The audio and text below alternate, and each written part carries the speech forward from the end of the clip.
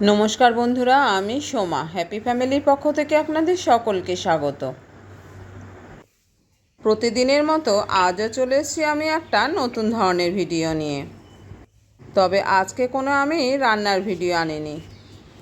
আজ আমি আপনাদের সঙ্গে শেয়ার করব হঠাৎ করে কালবৈশাখী ঝড় এসে আমার বাগানটাকে যেভাবে ক্ষতিগ্রস্ত করেছিল তাকে আমি পুনরায় উদ্ধার করেছি, অর্থাৎ পুনরুদ্ধার করেছি। আমি আবারও আগের মতো করে বাগানটাকে সাজিয়ে গুছিয়ে নিয়েছি।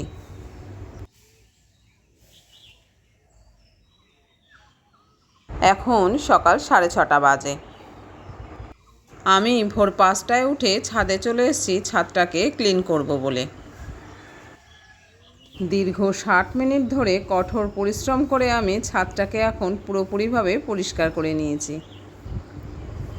একটু মজা করলাম বন্ধুরা, আপনারা দেখে বলুন তো আমার ছাদটা ঠিকঠাক পরিষ্কার হয়েছে কিনা। কে বলবে এখন সকাল 6:30 বাজে, সূর্য এখন অনেকটাই উপরে উঠে গেছে। আর আজকে এতটাই সূর্যের তাপ যে ছাদে এখন আর থাকা যাচ্ছে না।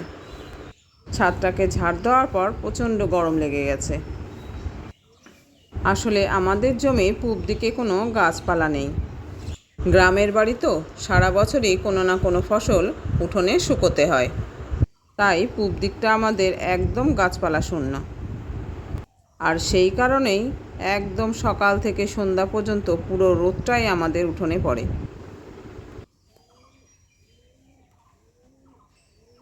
ফুলের টবগুলো কিন্তু আর এখন আগের অবস্থাতে নেই, একটু এদিক ওদিক করে এদেরকে গুছিয়ে নিয়েছি। ভেঙে যাওয়া টবগুলোকে এখনও পাল্টানো হয়নি, খুব শীঘ্রই এগুলোকে পাল্টে নেব। আসলে এই নাকচাপা গাছগুলো এতটাই লম্বা হয়ে গেছে যে সামান্য একটু হাওয়া দিলে এগুলো উল্টে পড়ে। প্রতি বছরই এদেরকে কেটে দেওয়া হয়, এবছর আর কাটা হয়নি।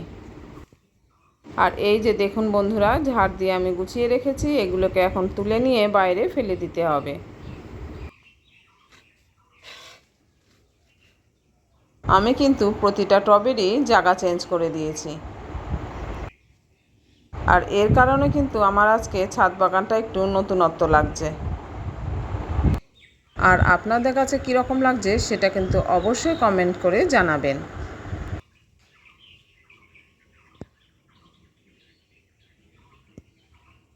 অনেকক্ষণ ধরেই আমি ছাদে রয়েছি, এখনও অনেক কাজ বাকি রয়েছে। এবার এই ঝাড় দেওয়া নোংরাগুলোকে তুলে ফেলে দিতে হবে। এখনও গাছে জল দেওয়া বাকি আছে। আর এনারা তো আমার দিকে তাকিয়ে কখন থেকে হাঁ করে বসে রয়েছে কখন এদেরকে আমি খেতে দেব। এতক্ষণ খেতে দেয়নি, জানি ওরা খেতে দিলে ভীষণ উড়বে আর আমার ছাদে ঝাড় দেওয়া নোংরাগুলো আবার চারিদিকে ছড়িয়ে যাবে। আপনাদের তো আজকে একটা কথা বলতে ভুলেই গেছি, এখন বলে দিচ্ছি। বন্ধুরা, যারা শুরুতে একটা লাইক দিয়ে দেখতে ভুলে গেছেন অবশ্যই কিন্তু মনে করে একটা লাইক দিয়ে দেবেন। ভিডিওটি স্কিপ করে না দেখে ফুল ওয়াচ করে দেখবেন। আমি কিন্তু যখনই যে বন্ধুদের ভিডিও দেখি সবসময় ফুল ওয়াচ করেই দেখি। অবশ্যই শুরুতে একটা লাইক দিয়ে তারপরে ভিডিও ওয়াচ করি। আর প্রতিদিন আমি সব বন্ধুদের ভিডিও দেখতে পারি না, এর জন্য আমি খুবই দুঃখিত, কেননা সময় করে উঠতেই পারি না। তাই যেদিন যেদিন যে সকল বন্ধুদের ভিডিও দেখি অবশ্যই শুরুতে একটা লাইক দিয়ে ভিডিওগুলো ফুল ওয়াচ করি। এখন পায়রাগুলোর খাবার আমি নিয়ে নিচ্ছি, এদেরকে এখন খেতে দেব। আর এদিকে আমি গাছে জল দেব। এই বালতিতে রয়েছে খোল আর সবজির খোসা। যেহেতু আমরা বাড়ির সর্ষের তেল খাই তাই খোলটাকে আলাদাভাবে আমাদের কিনতে হয় না। আর সবজির খোসা বলতে এখানে রয়েছে কলার খোসা। আর এই কলাটাও বাড়ির কলা। বাড়ির গাছে যে কটা কাঠ পড়ে হাজবেন্ড মোটেই বিক্রি করতে চায় না, তাই সবাইকে দিয়ে ধুয়ে ফেলে ঝেলে পচিয়ে যে কটা খাওয়া হয় আর বাকিগুলোকে এইভাবে গাছের গোড়ায় দেওয়া হয়। এখন আমি এই কলার খোসা আর খোল পচা জল পরিষ্কার জলের সঙ্গে মিশিয়ে গাছের গোড়ায় দিয়ে দেব।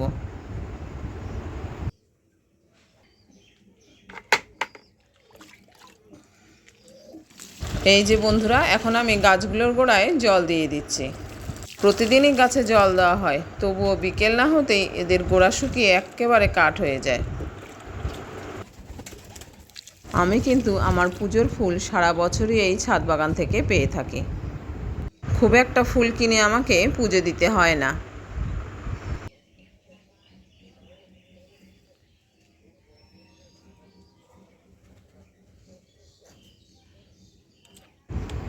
আর এই যে দেখুন বন্ধুরা, এই নারকেল গাছটায় শালিক পাখি বাসা করেছে। এর আগে একজোড়া টিয়া পাখি বাসা ছিল। এই নারকেল গাছের কোটরটা কোনো সময় ফাঁকা যায় না, সব সময় কোনো না কোনো পাখি ডিম দিয়ে থাকে। আপনারা কি লক্ষ্য করছেন বন্ধুরা? এই যে এখানে একটা মৌটুসি ছিল, জবা ফুলের মধু খাচ্ছিল। তো এখন কর্তামশাই ছাদে চলে এসছে, ওই এখন বাকি গাছগুলোকে জল দিয়ে দিচ্ছে। আর এদিকে পায়রাগুলোর খাওয়াও হয়ে গেছে। তো বন্ধুরা, আজকে আমি আর এই সিঁড়ি দিয়ে উপরের ছাদে উঠব না। আজকে চলুন নিচে যাই। আমার অনেক বন্ধুরাই নিচে সাদা ফুল গাছটাকে দেখতে চেয়েছেন। চলুন নিচে গিয়ে সাদা ফুল গাছটাকে দেখে আসি। এই যে বন্ধুরা, আমি নিচে নেমে এসেছি। আর এই গাছটা একদম আমার ঘরে ঢোকার মুখে, সিঁড়ির কাছে। আজকে বাইরে থেকে আমি আমাদের বাড়িটাকে একটু দেখিয়ে দিলাম। এটা আমাদের স্বপ্নের নীড়। এখনও কমপ্লিট করে উঠতে পারিনি, অনেক কাজই বাকি রয়েছে।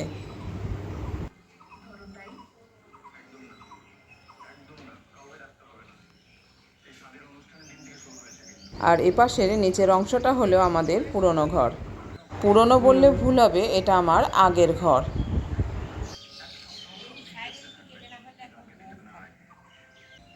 আর এই সাদা ফুল গাছটা কিন্তু পুরো মাটি ছোঁয়া ছিল। কদিন আগেই আমি এটাকে কেটে নিচটা পরিষ্কার করে দিয়েছি। তখন একদম পুরো ফুটবলের মতো গোল মনে হতো।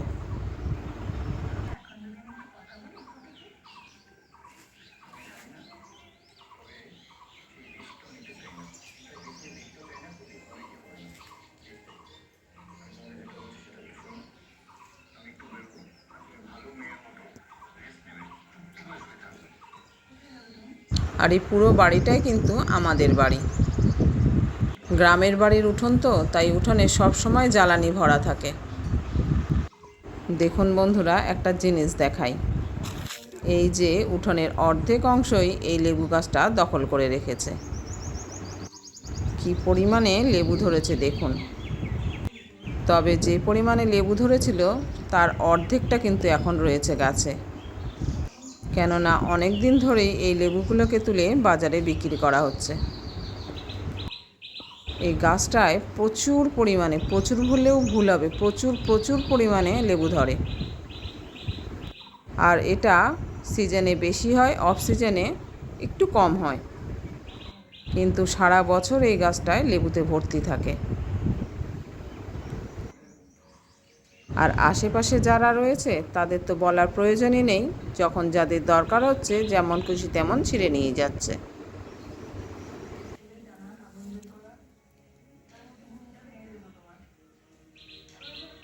দেখেছেন বন্ধুরা কি পরিমাণে রোদ উঠেছে? দেখে কি মনে হচ্ছে এখন সকাল 6:30 কি 7টা বাজে? এখন মনে হচ্ছে 12টা বাজে।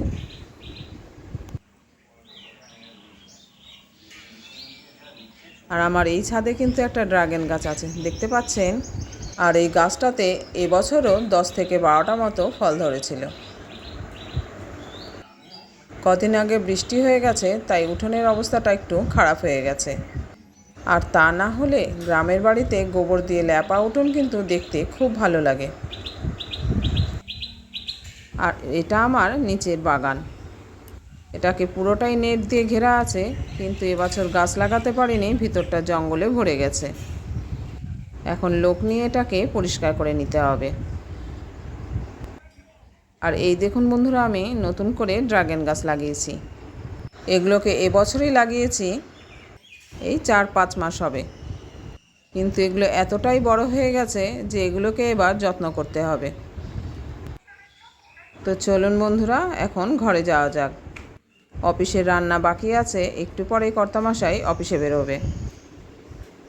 আমার ঠাকুরঘরটা উপরে থাকায় এই ক্যালেন্ডারটা আমি সিঁড়ির এখানে রেখে দিয়েছি, যাতে যেতে আসতে প্রণাম করা যায়। উপরে তো সব সময় ওঠা হয় না। তাহলে বন্ধুরা, আজকের ভিডিওটি কীরকম লাগলো জানাতে কিন্তু ভুলবেন না। ভালো লেগে থাকলে লাইক, শেয়ার, কমেন্ট করবেন। আর নতুন বন্ধু হলে চ্যানেলটিকে সাবস্ক্রাইব করে অবশ্যই আমার পাশে থাকবেন। আর হ্যাঁ, সাবস্ক্রাইব করার সময় পাশে থাকা বেল বাটনের অল অপশনটা কিন্তু সিলেক্ট করতে ভুলবেন না। তাহলে আজ এই পর্যন্ত বন্ধুরা, দেখা হচ্ছে পরের ভিডিওতে। আর আমার সঙ্গে যে সকল বন্ধুরা এখনও রয়েছেন তাদের অসংখ্য ধন্যবাদ ভিডিওটি ফুল ওয়াচ করার জন্য। আপনারা সবাই ভালো থাকবেন, সুস্থ থাকবেন আর এইভাবেই আমার পাশে থাকবেন।